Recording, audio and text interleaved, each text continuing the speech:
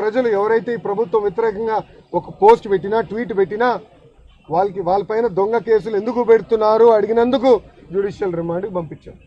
So ఈ ప్రభుత్వ వ్యతిరేకంగా ఎవరు మాట్లాడినా ఎవరు పోరాడినా పాదయాత్ర చేసినా వాళ్ళపైన దొంగ కేసులు పెట్టి ఎక్యూజ్డ్గా చేర్చి ఎలాంటి ఆధారాలు లేకపోయినా ఈరోజు మమ్మల్ని ఇట్లా పిలుస్తారు, ఒక రోజంతా వేస్ట్ చేస్తాం. ఈ కేసు లేకపోతే నేను ప్రజల్లో ఉండేవాళ్ళం కదా, యువగలం పాదయాత్ర చేస్తూ ఉండేవాడిని. దొంగ కేసులు పెట్టారు కనుకనే ఈరోజు బ్రేక్ వచ్చింది.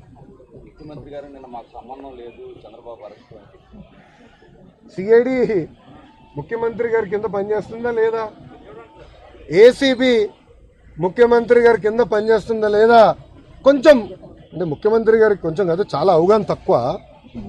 దయచేసి ఆయన్ని డీజీ గారి దగ్గర పాఠాలు చెప్పించుకోమనండి. ఎందుకంటే ACB CID they report to government of Andhra Pradesh, they are state government organs. So రాష్ట్ర ప్రభుత్వానికి పాత్ర లేదు, ముఖ్యమంత్రి గారికి తెలియదంటే ఆయన దయచేసి డీజీ గారి దగ్గర పాఠాలు చెప్పించుకోవాల్సిన అవసరం చాలా చాలా ఉంది.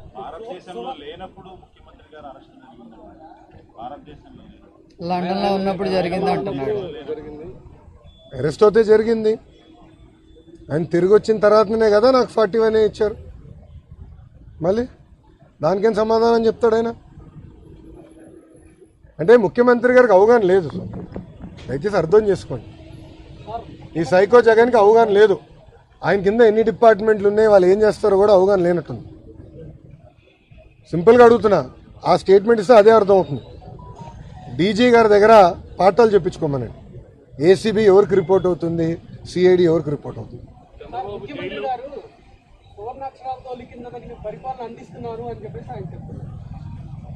అందుకే కదా ఈ ప్రభుత్వం వ్యతిరేకంగా మాట్లాడిన వాళ్ళందరిపైన కేసులు పెడుతున్నారు, వెంటాడుతున్నారు, చంపేస్తున్నారు.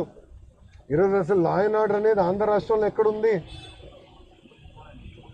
డాక్టర్ మాస్క్ అడిగినందుకు సర్వీస్ నుంచే బర్తరఫ్ చేశారు, డిస్మిస్ చేశారు. అరే ముఖ్యమంత్రి గారి ఇంటి దగ్గర నుంచి కరెక్ట్గా 2 కిలోమీటర్ల దూరంలో గ్యాంగ్ రేప్ జరిగింది. దాని అనేది సమాధానం చెప్పమనండి ముఖ్యమంత్రి గారు.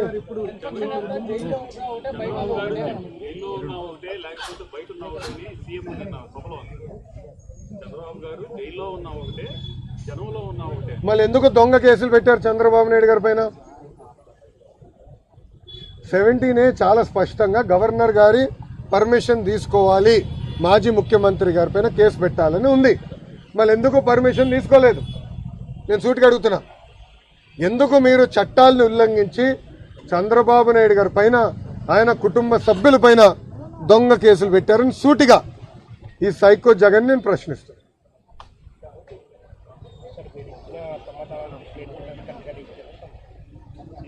నేను సంతకాలు పెట్టలేదు, ఎలాంటి స్టేట్మెంట్లకి నేను సంతకాలు పెట్టలేదు. అది చెప్పలేదు. ఇంకా కొన్ని ప్రశ్నలు ఉన్నాయి, ఆ ప్రశ్నలు అడగాలి అని చెప్పినప్పుడు నేను ఉంటాను. ఇంకొక గంట అయినా 2 గంటలైనా నేను ఉండి అన్ని ప్రశ్నలు సమాధానం చెప్పి వెళ్తా అంటే వద్దొద్దండి మళ్ళీ మీరు రేపు రాండి అని చెప్పాను. అది దయచేసి మీరు సిఐడి అధికారులు ఇదే డోర్ నుంచి బయటకు వస్తారు, వాళ్ళని అడగవలసిందిగా కోరుతున్నాను.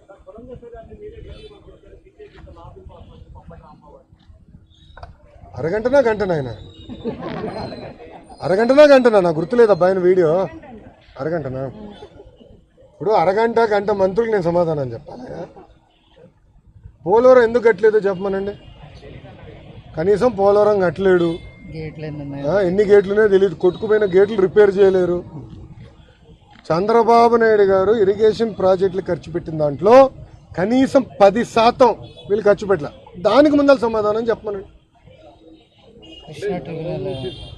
టీడీపీ క్యాడర్ అనేది వైసీపీ నాయకులు కావచ్చు, లేదా పోలీసులు కావచ్చు, యాక్టివిటీస్ కూడా మొత్తం షట్ డౌన్ లాగా అయిపోయింది. ఈరోజు ఆంధ్ర రాష్ట్రంలో విసులు ఊదితే కేసు, క్యాండిల్ ర్యాలీ చేస్తే కేసు, కాగిడాలతో ర్యాలీ చేస్తే కేసు, ఫోన్ టార్చ్ లైట్ ఆపి తిప్పితే అది కూడా కేసు. శాంతియుతంగా ప్రజలు రోడ్డుపైకి వచ్చి చంద్రబాబు నాయుడు గారికి అండగా నిలబడుతున్నామని చెప్పి పాదయాత్ర చేస్తే వాళ్ళపైన కేసు, హెరాస్మెంటు, మళ్ళీ లాఠీ చార్జ్. దీని అర్థం ఒకటే, సైకో జగన్కి పసుపు జెండా చూసినా, తెలుగుదేశం పార్టీ కార్యకర్తలు చూసినా భయం.